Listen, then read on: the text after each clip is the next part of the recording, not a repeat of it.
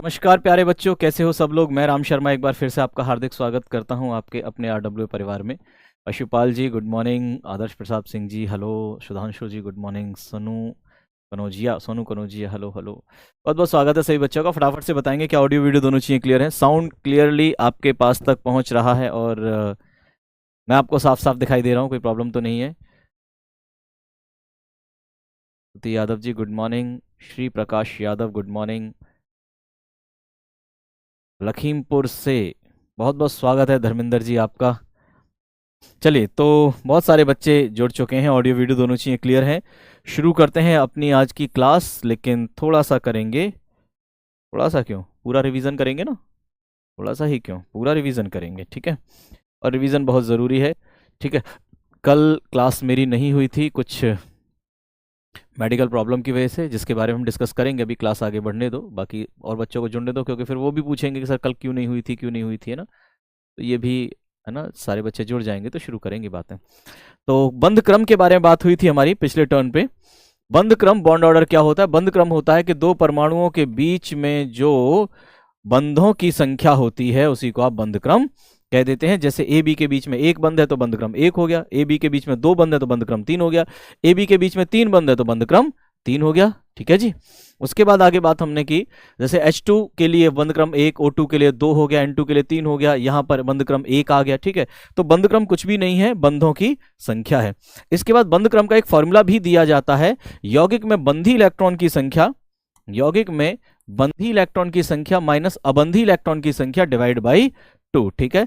Bond order बराबर number of bonding electron minus number of anti bonding electron divide by two. ये formula आपको याद रखना, आगे ये फॉर्मूला काम भी आएगा, ठीक है। चलो आगे हमने लिखा बॉन्ड ऑर्डर एक दो तीन चार तो होते ही होते हैं, लेकिन क्या आधा हो सकता है, क्या 1.5 हो सकता है, क्या 2.5 हो सकता है। हाँ, दशमलव में भी बंध क्रम संभव है। ऐसा क्यों है, दशमलव में संभव क्यों है। तो दशमलव में संभव इसलिए है, जैसे मान के चलो ए बी के बीच में एक बॉन्ड है, एक बॉन्ड बनाने के लिए कितने इलेक्ट्रॉन आए, दो इलेक्ट्रॉन आए। अब एक्स और वाई के बीच में एक ही इलेक्ट्रॉन आए और बंद बन जाए, तो एक इलेक्ट्रॉन के लिए क्या लिखेंगे, फिर आप आधा लिखेंगे या नहीं लिखेंगे, एक इलेक्ट्रॉन के लिए आप आधा लिखेंगे। तो बंद क्रम दशमलव में भी संभव होता है, बंद क्रम दशमलव में भी संभव होता है, ठीक है जी। चलिए आगे बात करें। तो बंध क्रम के उपयोग क्या थे, बंध क्रम अधिक होने पर बंधों की संख्या अधिक होगी, बंधों की संख्या अधिक होगी इसका मतलब बंध ऊर्जा अधिक होगी, बंध ऊर्जा अधिक होगी इसका मतलब बंध प्रबल होगा, यानी आपका जो अणु है वो स्थायी होगा। तो हम ये कह सकते हैं जिसका बॉन्ड ऑर्डर ज्यादा होगा वो मॉलिक्यूल हमारा ज्यादा स्टेबल होगा, जिसका बॉन्ड ऑर्डर ज्यादा होगा वो मॉलिक्यूल हमारा ज्यादा स्टेबल होगा। जैसे अगर मैं कहूं ए बी, इसका बंध क्रम है दो और एक्स वाई इसका बंध क्रम है ढाई, तो दोनों में से कौन ज्यादा स्थायी है, तो दोनों में से ज्यादा स्थायी है एक्स वाई, क्योंकि इसका बंध क्रम ज्यादा है। यहां तक बात समझ में आ गई आप लोगों को, ठीक है जी। आगे बढ़ते हैं।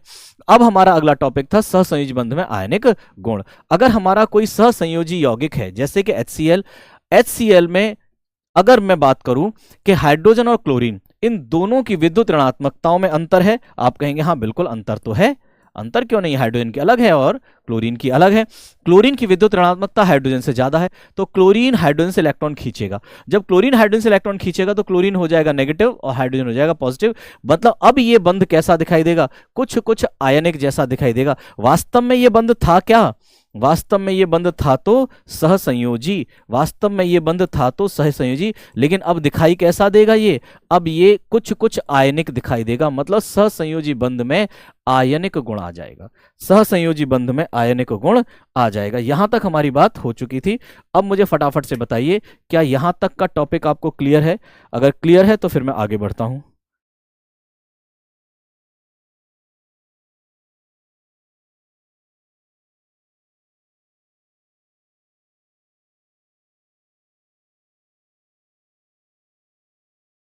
जय श्री कृष्णा, जय श्री कृष्णा, गुड मॉर्निंग सभी बच्चों को, बहुत बहुत गुड मॉर्निंग।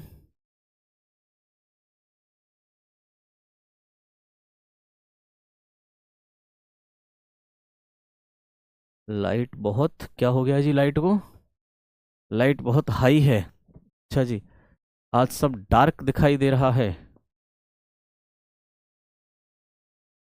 MK चौधरी जी, भाभी जी को प्रणाम कहिएगा, धन्यवाद, बहुत बहुत धन्यवाद। बेटा, अरे आपको पता चल गया बेटा। हाँ, बेटे की तबीयत अब पहले से ठीक है। अब पहले से ठीक है। पहले से ठीक है। धन्यवाद सदफ नूरी जी। ठीक है, तो यहां तक बातें क्लियर हो गई आपको। अब मैं आगे की कहानी शुरू करता हूं। आज की बातें शुरू करते हैं, बहुत ध्यान से देखते जाइएगा। अब अगर मैं आपसे कहूं कि वो कौन से हमारे यौगिक होंगे, वो कौन से हमारे यौगिक होंगे जिनमें सहसंयोजी बंध है लेकिन आयनिक गुण पाया जाता है, जिनमें सहसंयोजी यौगिक है, सहसंयोजी बंध है लेकिन आयनिक गुण पाया जाता है। तो अगर मैं कहूं कि HCl में होगा क्या? हाँ, HCl में होगा। ठीक है, मैं आपसे कहूं HBr में होगा क्या? हाँ होगा। मैं आपसे कहूं HF में होगा क्या? बिल्कुल होगा। मैं आपसे कहूं HI में होगा क्या? बिल्कुल होगा। लेकिन अगर मैं आपसे कहूं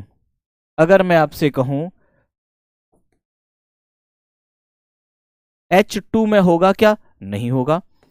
अगर मैं आपसे कहूं Cl2 में होगा क्या?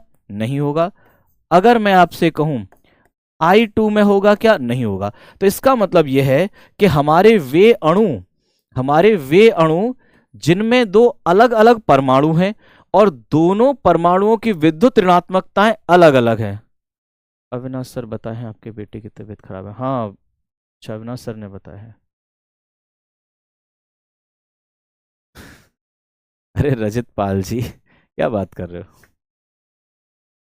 ठीक है, ठीक है, ठीक है, चलो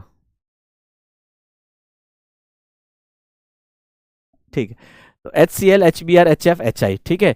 इनमें इनमें सहसंयोजी यौगिक हैं या सहसंयोजी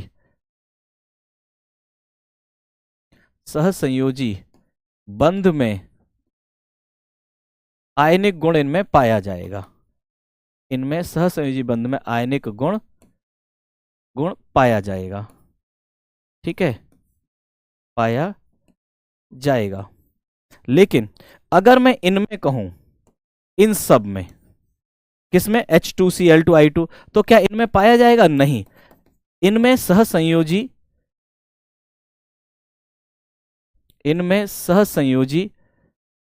बंध में सहसंयोजी बंध में आयनिक गुण नहीं पाया जाएगा। आयनिक गुण नहीं पाया जाएगा,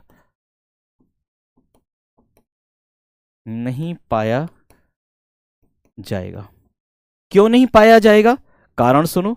मैं अगर आपसे कहूं कि मेरे पास है AB प्रकार का अणु, कैसा है?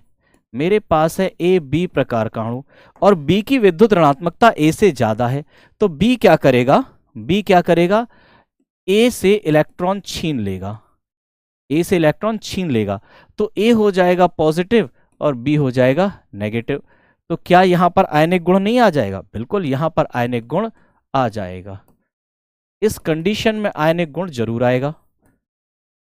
ठीक है, लेकिन अगर मैंने आपसे कहा कि मेरे पास है A और दूसरा भी है A, या B है दूसरा भी है B, मतलब सेम है, एक जैसे हैं। ठीक है, अगर एक जैसे हैं तो एक बात बताइए, क्या दोनों एक दूसरे से इलेक्ट्रॉन खींच सकते हैं? मान के चलो ये इधर खींचने की कोशिश करेगा तो ये इधर खींचने की कोशिश करेगा, बराबर बराबर खींचेंगे, तो क्या इसमें आयनिक गुण आएगा कभी? नहीं, इसमें कभी आयनिक गुण नहीं आएगा। इस कंडीशन में कभी भी आयनिक गुण नहीं आएगा, नेवर, कभी नहीं आएगा। तो हम कह सकते हैं, नोट करके मैं आपको एक बहुत अच्छी बात लिखा सकता हूं, आइए सर, स्वागत है आपका। आपसे मिलने आए हैं कोई, स्वागत कीजिए। पहचानते हो?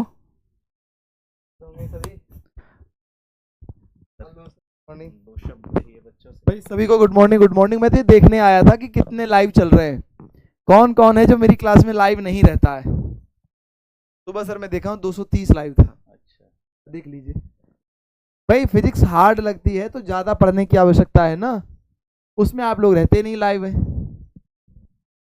क्या माजरा है, समस्या क्या हो रही है?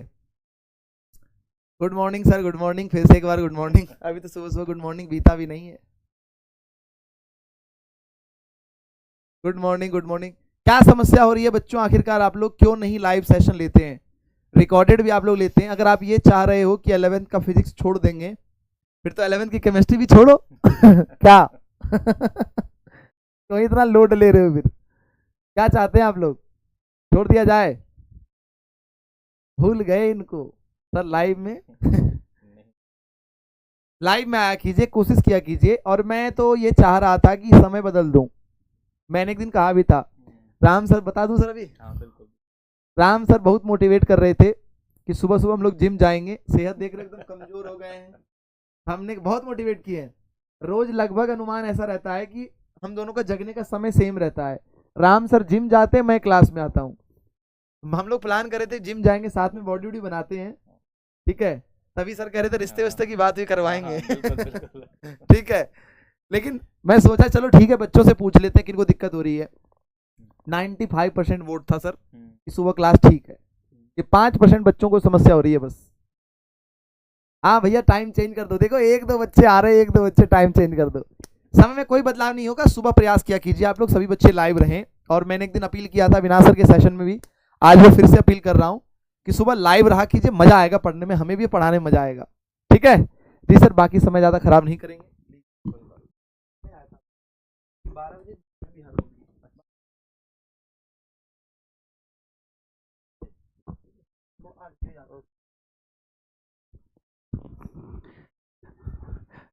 हाँ जी, तो कैसा लगा सर से मिलके आपको एक बार दोबारा से?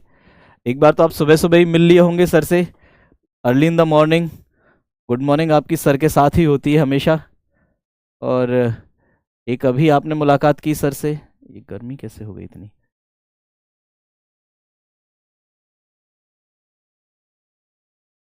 तो कैसा लगा? हाँ, सभी बच्चों को बहुत अच्छा लगा, बहुत बढ़िया। अच्छा, इवनिंग में बेटा, इवनिंग में भी क्लास होती है, इवनिंग में भी क्लास होती है कंटिन्यूस। रात को 9 बजे तक क्लासेस रहती हैं हमारी। बहुत अच्छा लगा, बहुत अच्छा लगा, बड़ा मज़ा आ गया। चलो ठीक है, तो सर रिक्वेस्ट कर रहे थे आपसे कि सुबह पॉसिबल हो तो सभी बच्चे क्लास में लाइव आओ। क्लास में लाइव आने का बेनिफिट ये है कि आप टीचर के साथ इंटरोगेट कर पाते हो, है ना। टीचर से आप कुछ कह रहे होते हो, टीचर आपको बोल रहा होता है, तो एक अलग फीलिंग आती है। मतलब हम ये कोशिश करते हैं सभी लोग मिलकर कि आपको इस ऑनलाइन की क्लास में भी ऑफलाइन जैसी फीलिंग महसूस हो, ऑफलाइन जैसी फीलिंग महसूस हो, है ना। वही आपको डांटना, वही आपको सुनाना, जैसे क्लास में ऑफलाइन में टीचर्स करते हैं ना, बदमाशी करोगे तो सुनोगे भी, ठीक है। तो ऐसी ही फीलिंग आपको आए क्लास में, बिल्कुल ऑफलाइन जैसी। ठीक है, चलो तो ज़्यादा समय खराब नहीं करते हैं, अब आगे बढ़ते हैं। तो मैं आपको बता रहा था कि इसमें आयनिक गुण होगा और इसमें आयनिक गुण नहीं होगा। क्यों नहीं होगा? तो मैं आपको बताता हूं। दोनों परमाणु जब एक जैसे हैं तो इनकी विद्युत ऋणात्मकताएं बराबर हैं। ये जितना इससे इलेक्ट्रॉन खींचेगा उतना ही ये से इलेक्ट्रॉन खींचेगा, तो दोनों बराबर बराबर इलेक्ट्रॉन खींचेंगे तो कहीं इलेक्ट्रॉन नहीं जाएगा। मतलब आप कह सकते हैं, अच्छा दूध का काम भी है। हाँ श्रेया द्विवेदी जी, अब वो पहले से थोड़ा ठीक है, और हो सकता है शायद कि एक दो क्लास मेरी अभी कभी और आपको पता चले कि आज ऑफ हैं, तो वो आप मैनेज कर लीजिएगा, वो आपको इन्फॉर्मेशन पहले से ही मिल जाएगी। ठीक है जी, आप दोनों साथ में, अच्छा लगा, बिल्कुल धन्यवाद, आते रहेंगे ऐसे। तो मैं, बहुत ध्यान से देखिएगा, मैं लिख रहा हूं, सहसंयोजी बंध में आयनिक गुण, आयनिक गुण केवल तब ही उत्पन्न होता है, उत्पन्न होता है जब दोनों परमाणु, दोनों परमाणु या परमाणुओं की विद्युत ऋणात्मकताएं, विद्युत ऋणात्मकताएं, विद्युत ऋणात्मकताएं अलग अलग होती हैं। ठीक है जी, अलग अलग होती हैं। और विद्युत ऋणात्मकताएं तो तभी अलग अलग होंगी ना जब दोनों परमाणु अलग अलग होंगे। ठीक है, विद्युत ऋणात्मकताएं तो तभी अलग अलग होंगी जब दोनों, टाइम टेबल पर वीडियोस बनवा देंगे। ठीक है, अभी आगे काम कर लें, नहीं तो काम पीछे छूट जाएगा भाई। वो भी सब करवा दूंगा, तुम्हारी सारी अपील्स पूरी हो जाएंगी, चिंता मत करो। ठीक है, दोनों परमाणु की विद्युत ऋणात्मकताएं अलग अलग होती हैं, तभी सहसंयोजी बंध में आयनिक गुण आता है। ठीक है, मतलब केवल कैसे, आपसे पूछा जाए, अगर आपसे पूछा जाए कि कैसे A2 प्रकार का अणु या AB प्रकार का अणु, तो किसमें A2 प्रकार के अणु में सहसंयोजी गुण नहीं हो, सॉरी आयनिक गुण नहीं होगा, इसमें आयनिक गुण नहीं होगा, इसमें आयनिक गुण होगा, इसमें आयनिक गुण होगा। आई होप आपको ये कंसेप्ट अब बिल्कुल क्लियर हो गया होगा। तो जब यहां पर हम बात करते हैं आयनिक गुण की, तो एक और नया कंसेप्ट आता है, बहुत ध्यान से सुनिएगा, बहुत स्टैंडर्ड बात करने जा रहे हैं अब हम। चलिए, यहां तक बातें समझ में आई नहीं, बताओ फटाफट से, चलो फिर मैं आगे की बातें बोलता हूँ, फटाफट से बता दो ये टॉपिक क्लियर है या नहीं है।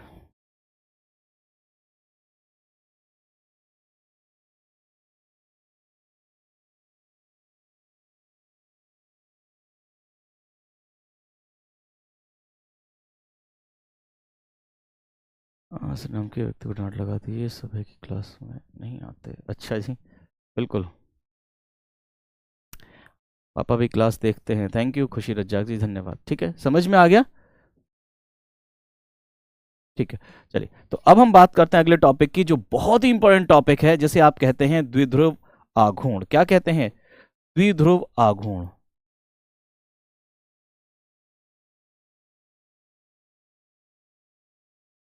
द्विध्रुव आघूर्ण,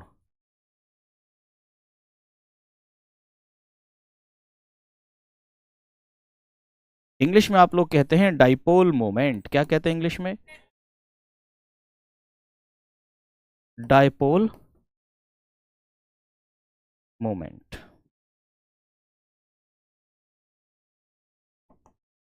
आप कहते हैं इसे डाइपोल मोमेंट।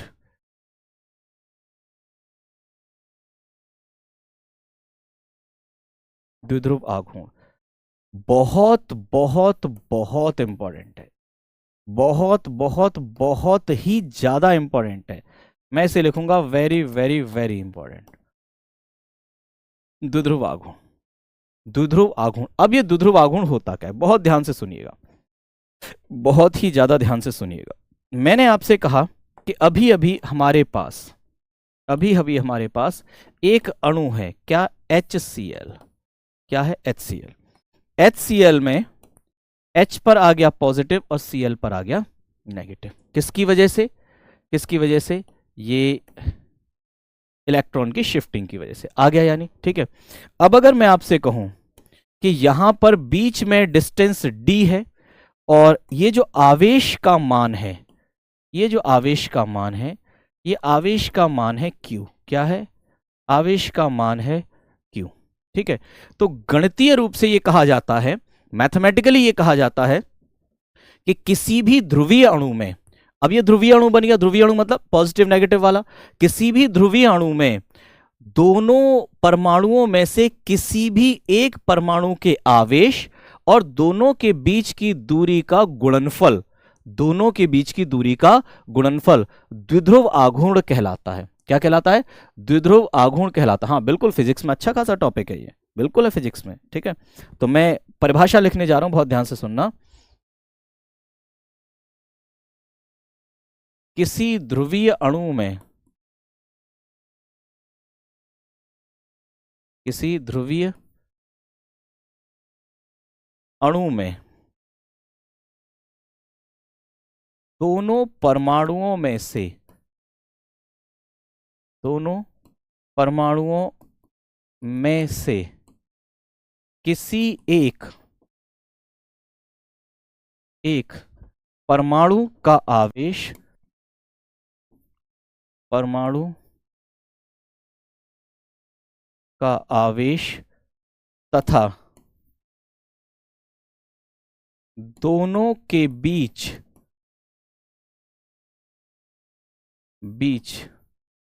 की दूरी का गुणनफल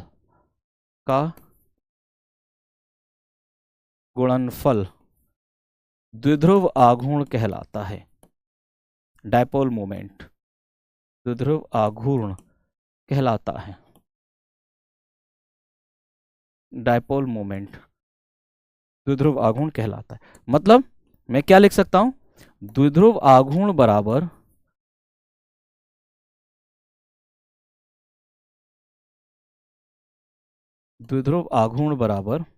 आप कहते हैं किसी एक परमाणु का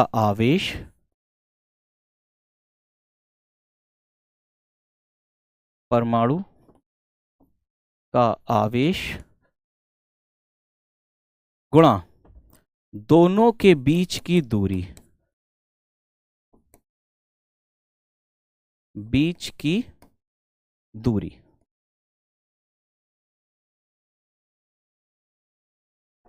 दोनों के बीच की दूरी। ठीक है,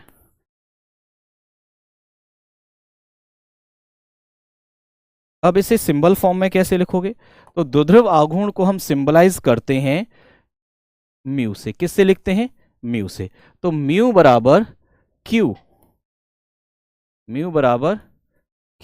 इंटू डी। ठीक है, म्यू बराबर क्यू इंटू डी। ठीक है, अब ये जो म्यू है ये सदिश राशि है, तो इसके ऊपर हम सदिश भी चिपका देते हैं, वेक्टर भी चिपका देते हैं। अभी कोई बच्चा कह रहा है q into two D, that is q into two D, या वो लिख रहे हैं 2q इंटू डी। बेटा ये भी सही है, ये भी सही है। ठीक है, ये भी सही है। ठीक है, हाँ भाई साहब सुनते जाओ, ये भी सही है। ठीक है, इसमें किया क्या जाता है, जब हम फिजिक्स लेते हैं ना, फिजिक्स पढ़ते हैं, तो फिजिक्स में जो डिस्टेंस लेते हैं वो 2D लेते हैं। फिजिक्स में जो डिस्टेंस लेते हैं ना वो 2D लेते हैं। कैसे, मैंने कहा कि मान के चलो ये है हमारे पास कोई पॉजिटिव चार्ज और ये है कोई नेगेटिव चार्ज, इन दोनों के बीच में आपको द्विध्रुव आघूर्ण निकालना है। आपने जो डिस्टेंस ली है यहां पर ये 2D ली है। ठीक है, इसका आवेश Q, आवेश दोनों के बराबर होते हैं। आवेश ध्यान रखना, Q और Q दोनों बराबर, या तो ये ले लो या ये ले लो। ये प्लस Q होता है, ये माइनस Q होता है। ठीक है, ये प्लस Q ये माइनस Q, मतलब आवेश का मान परिमाण दोनों बराबर होता है। ठीक है, देखो ये 2D क्यों लिया जाता है, अब तुम्हें ये भी बता दूं, शायद तुम्हें नहीं बताया हो कभी। 2D क्यों लिया जाता है, 2D इसलिए लिया जाता है क्योंकि जब हम कैलकुलेशन करते हैं ना, तो कैलकुलेशन में हमें आधी डिस्टेंस की जरूरत पड़ती है। कैलकुलेशन में हमें आधी डिस्टेंस की जरूरत पड़ती है, आधी डिस्टेंस की, समझ रहे बात को। कैलकुलेशन करने के लिए एक समय ऐसा आता है कि हमें आधी डिस्टेंस की जरूरत पड़ती है, और आधी डिस्टेंस अगर हम 2D ले रहे हैं तो ये d हो जाएगी, ये d हो जाएगी, तो आसानी से कैलकुलेट हो जाएगी। अगर हमने इसे d लिया वहां पर, अगर हमने इसे d लिया, जैसे मान के चलो ये पॉजिटिव, मैं फिजिक्स के बारे में बात कर रहा हूं, ये नेगेटिव, ठीक है, और बीच में ये डिस्टेंस, और डिस्टेंस ले ली मैंने यहां पर d, और आगे मुझे जरूरत पड़ी आधी डिस्टेंस की, आगे मुझे जरूरत पड़ी आधी डिस्टेंस की, तो आधी डिस्टेंस के लिए मैं इसे क्या लिखूंगा फिर d/2, और इसे भी मैं क्या लिखूंगा d/2। तो d/2 का कैलकुलेशन करना मुश्किल हो जाता है ना, d/2 का कैलकुलेशन करना मुश्किल हो जाता है, तो इसीलिए ये मुश्किल हो जाती है ना कैलकुलेशन, ये कैलकुलेशन मुश्किल हो जाती है, इसीलिए हम ये 2D वाली ले लेते हैं वहां पे। यहां पर हमें करनी नहीं है कैलकुलेशन, ठीक है, यहां पर तो पहले से है हमारे पास। ठीक है, कैलकुलेशन इजी करने के लिए बताया था रोहित भैया ने, देखो बताया था ना, तो गलत नहीं है, चिंता मत करो तुम। एक बच्चे ने तुरंत आंसर किया, मैंने फॉर्मूला लिखाया mu equals to Q into D, तुरंत क्या, अरे नहीं सर ये नहीं, ये होगा क्यू इंटू 2D वाला होगा, ये वाला होगा। ठीक है, समझ रहे हो, चिंता मत करो, जो तुम अब पढ़ रहे हो आज से 15 साल पहले पढ़ लिया है हमने। ठीक है, तो बेफिक्र रहो। अब व्हाट्सएप पर मैसेज किए जा रहे हैं, RWA इंस्टीट्यूट का नाम ले रहे हैं, ये कौन कर रहे हैं भैया आपको मैसेज, जो भी हैं आप टेलीग्राम पर मैसेज कर दीजिए, टेलीग्राम पर।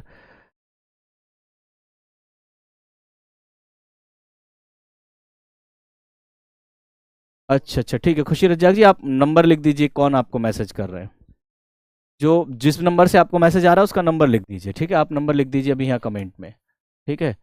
बाकी फिर टीम देख लेगी, यहाँ पर जो टीम बैठी हुई है वो ऐसी इन्हीं कामों के लिए जो है ट्रेंड है, किसे कैसे सुधारना है, ठीक है। चलो, तो ये बात समझ में आ गई। तो हमारा फॉर्मूला क्या है, Q इंटू डी, ये फॉर्मूला आपको याद रखना है, Q इंटू डी, ये फॉर्मूला हमें याद रखना है, द्विध्रुव आघूर्ण का फॉर्मूला है, ठीक है। अब मैं आगे बात करूं द्विध्रुव आघूर्ण के बारे में, तो ये कैसी राशि है, सदिश है या अदिश है? तो द्विध्रुव आघूर्ण हमारा एक सदिश राशि होती है। द्विध्रुव आघूर्ण एक सदिश राशि है, ठीक है। क्या हुआ?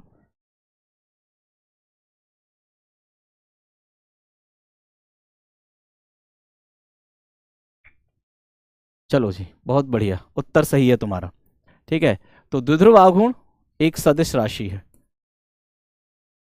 द्विध्रुव आघूर्ण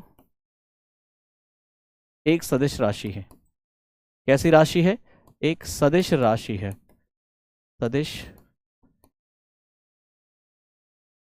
राशि है, ठीक है। सेकंड, अगर मैं बात, ये इंपॉर्टेंट बात है, ये सदिश राशि है, ये बहुत इंपॉर्टेंट बात है, ठीक है। अब अगर मैं आपसे पूछूं इसका मात्रक क्या है, इसका मात्रक, द्विध्रुव आघूर्ण के मात्रक से बहुत सारे क्वेश्चन बनते हैं। तो मात्रक अगर लिखा जाए तो मैंने फॉर्मूला अभी अभी आपके लिए लिखा था, म्यू बराबर Q इंटू डी, ठीक है। तो Q का मात्रक क्या होता है? Q का मात्रक होता है कूलाम, होता है या नहीं, और D का मात्रक होता है मीटर, तो मात्रक बन गया कूलाम इंटू मीटर। क्या बन गया? Coulomb into metre. मात्रक क्या है? मात्रक है कूलाम इंटू मीटर,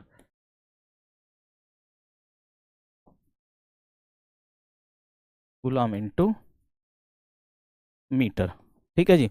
लेकिन कूलाम इंटू मीटर ये एसआई मात्रक है। ये कौन सा मात्रक है? ये एसआई मात्रक है। ये क्या है? एसआई मात्रक है। इसके अलावा भी कुछ ऐसे मात्रक हैं, कुछ ऐसे मात्रक हैं जिन्हें हम इस्तेमाल करते हैं अपने द्विध्रुव आघूर्ण को कैलकुलेट करने के लिए। तो अगर मैं इनके मात्रकों के बारे में बात करूं, जी सर पानी की बोतल दे देना जरा।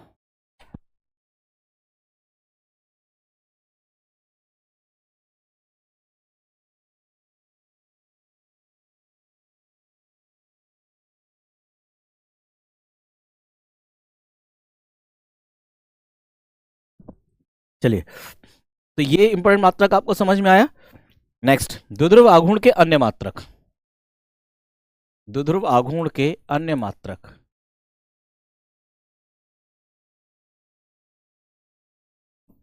आघूर्ण के अन्य मात्रक।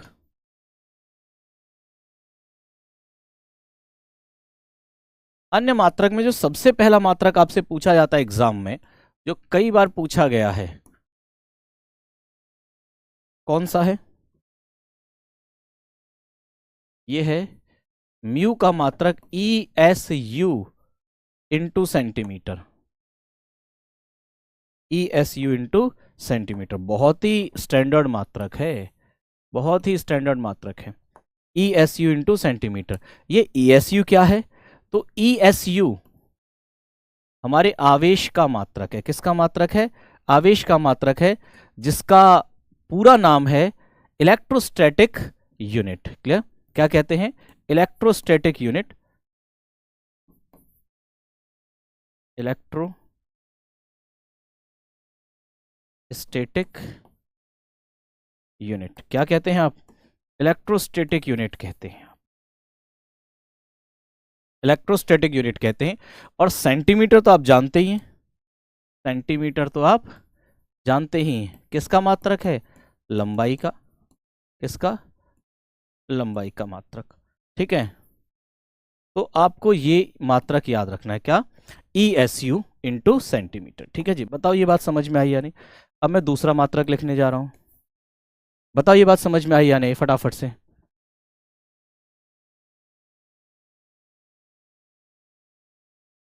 रुस्तम कुमार जी, कल आपने हमें, हाँ हो सकता है, कल हम घर गए हुए थे,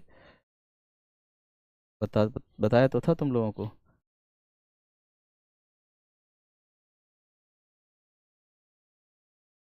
हम्म।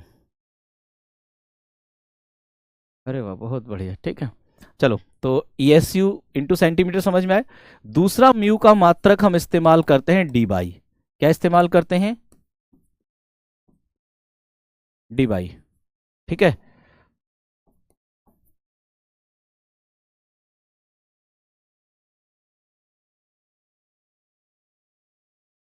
डी बाई, ठीक है। डी बाई को शॉर्ट में तुम लोग कैपिटल डी कहते हो। क्या कहते हो शॉर्ट में? शॉर्ट में कैपिटल डी कहते हो। अगला मात्रक डी बाई, शॉर्ट में कैपिटल डी कहते हो।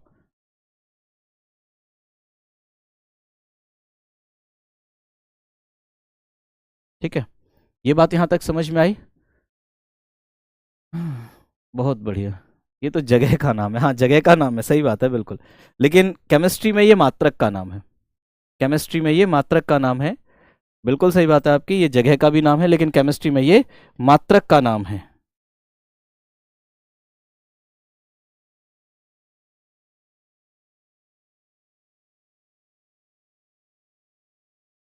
ठीक है जी, बढ़े आगे। चलो, अब आपको डिबाई और ESU में रिलेशन भी पूछा जाता है, तो तीसरी बात मैं लिखने जा रहा हूं। एक डिबाई बराबर 10 की घात -18, कितना? 10 की घात -18 ESU होता है, ठीक है। एक डिबाई बराबर 10 की घात -18 ESU होता है। ये मान भी अपने आप में बहुत इंपॉर्टेंट है, ठीक है।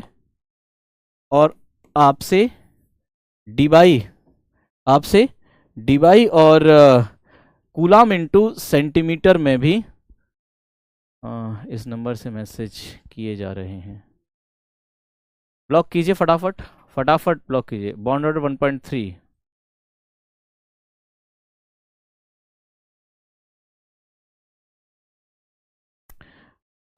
ये ऐसा,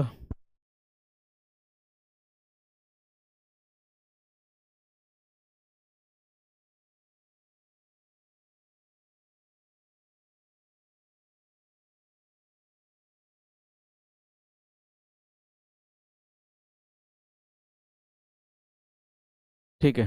चलो, अगला डिबाई और हाँ 1 Debye equals to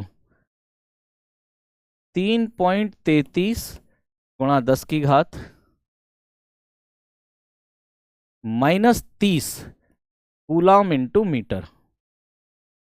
coulomb into metre, ये भी आपसे पूछा जा सकता है, ये भी आपसे पूछा जा सकता है, ये भी आपसे पूछा जा सकता है। तो ये कुछ इंपॉर्टेंट वैल्यूज हैं जो आपसे एग्जाम में पूछी जा सकती हैं।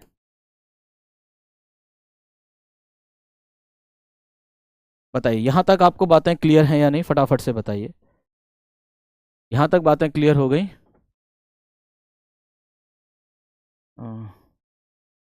सर्किट के बारे में, हाँ जब भी नंबर आए तो ब्लॉक करो ना सीधे सीधे, क्या टेंशन लेनी। ठीक है, चलो, तो खत्म होता है यहां पर ये टॉपिक। अब अगला टॉपिक है हमारा आयनिक बंध में सहसंयोजी गुण। अभी तक हम पढ़ रहे थे सहसंयोजी बंध में आयनिक गुण, अब बात आती है आयनिक बंध में सहसंयोजी गुण। मतलब जो हमारा सहसंयोजी बंध था उसमें तो आयनिक गुण आ जाते हैं, और जो हमारा आयनिक बंध होता है उसमें थोड़े से सहसंयोजी गुण आ जाते हैं। परपेंडिकुलर का साइन लग रहा है, कौन सा लग रहा है परपेंडिकुलर का साइन बेटा?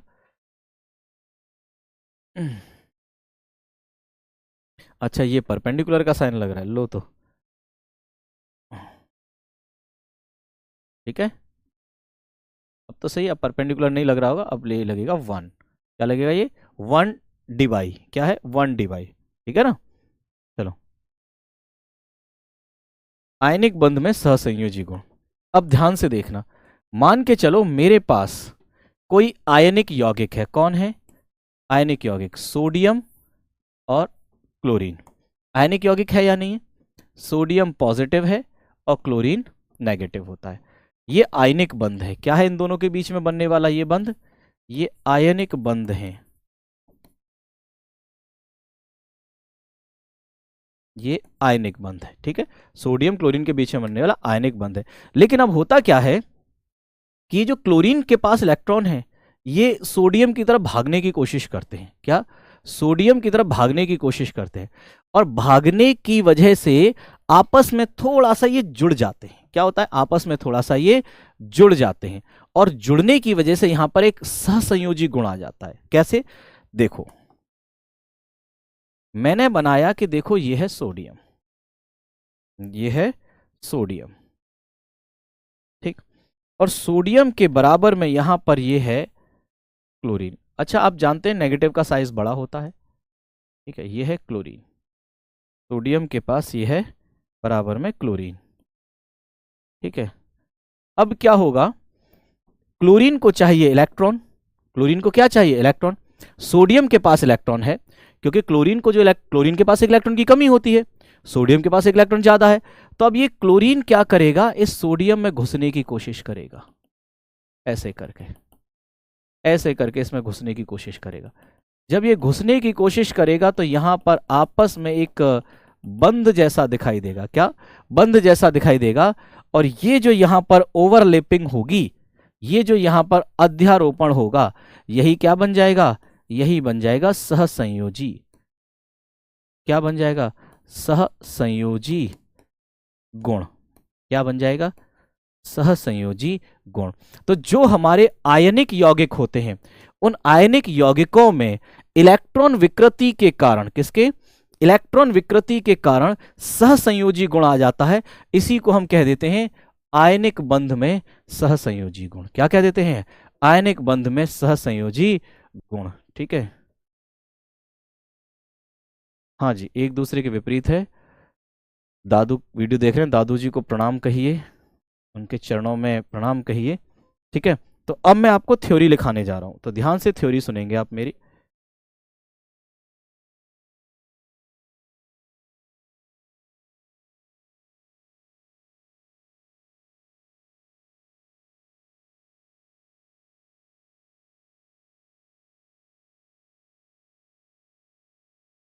किसी आयनिक बंध में ऋणायन, सॉरी ऐसे लिखना, धनायन, धनायन के इलेक्ट्रॉन घनत्व के कारण, इसके इलेक्ट्रॉन घनत्व के कारण, इलेक्ट्रॉन घनत्व के कारण ऋणायन, ऋणायन के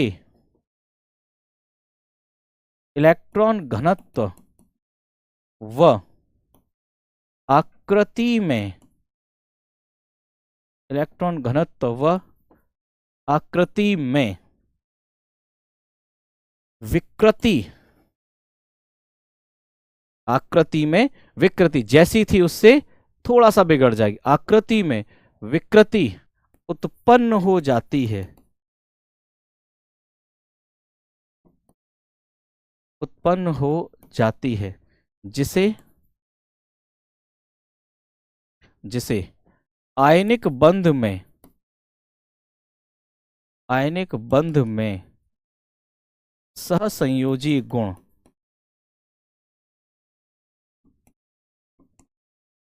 आयनिक बंध में सहसंयोजी गुण कहा जाता है। क्या? आयनिक बंध में सहसंयोजी गुण कहा जाता है, ठीक है। तो हुआ क्या? मैं दोबारा से बोलता हूं। आयनिक बंध में धनायन के इलेक्ट्रॉन घनत्व के कारण ऋणायन के इलेक्ट्रॉन घनत्व में और आकृति में विकृति, विकृति मतलब टेढ़ा मेढ़ापन, ठीक है, विकृति उत्पन्न हो जाती है, जिसे आयनिक बंध में सहसंयोजी गुण कहा जाता है। ठीक है जी।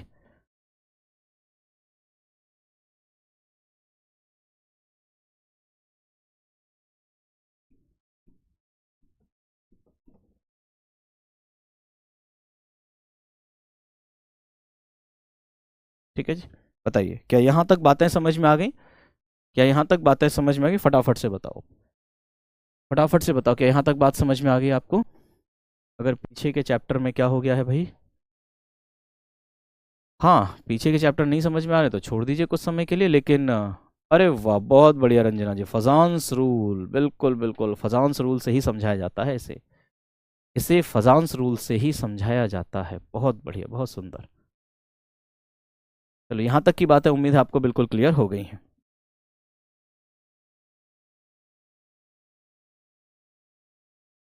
नेक्स्ट, चलिए आगे बात करते हैं अब। तो कहा जाता है कि ये जो प्रॉपर्टी है, ये जो आयनिक बंध में, सॉरी, आयनिक बंध में सहसंयोजी गुण है, इसे फजांस रूल से समझाया जाता है। किससे? फजांस रूल से। तो लिखें, आयनिक यौगिकों का यह गुण, आयनिक यौगिकों का यह गुण, यह गुण फजान के नियम, फजान के नियम से समझाया जाता है, समझाया जाता है। ठीक है, बड़ी सीधी सी बात है, आपसे पूछ ले कौन से नियम से समझाया जाता है, तो फजान के रूल से। ठीक है, तो इसका मतलब हम क्या पढ़ने जा रहे हैं? हम पढ़ने जा रहे हैं फजान का नियम। क्या पढ़ने जा रहे हैं? फजान का नियम,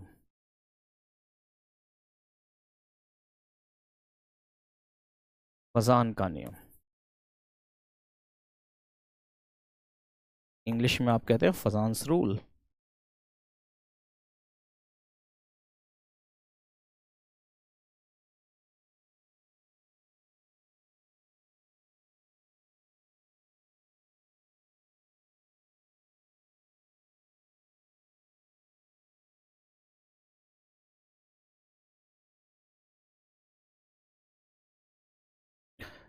this is also very important, ये भी बहुत बहुत इंपॉर्टेंट है। यहां से क्वेश्चन आपको, अच्छे क्वेश्चंस आपके लिए बनते ही हैं।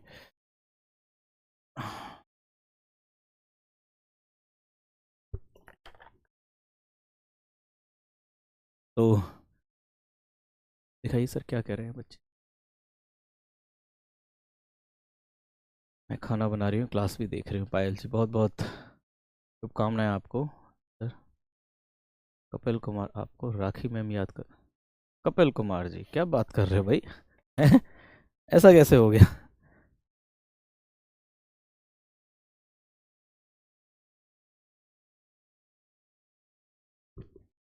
चलिए, ठीक है, हॉस्पिटल में हूँ, रिवाइज कर रहा हूँ। ठीक है, क्वेश्चन भी अब करवाइए। ठीक है, क्वेश्चन करवा देंगे। ठीक है, तो चलिए आज की क्लास को यहीं विराम देते हैं। फजान का नियम कल डिस्कस करेंगे। और आपके लिए होमवर्क क्या है? होमवर्क आपके लिए है कि आपको ये रीड करना है। क्या करना है? आपको ये फजान का जो नियम है ये रीड करना है घर से। केवल क्या करना है आपको? फजान का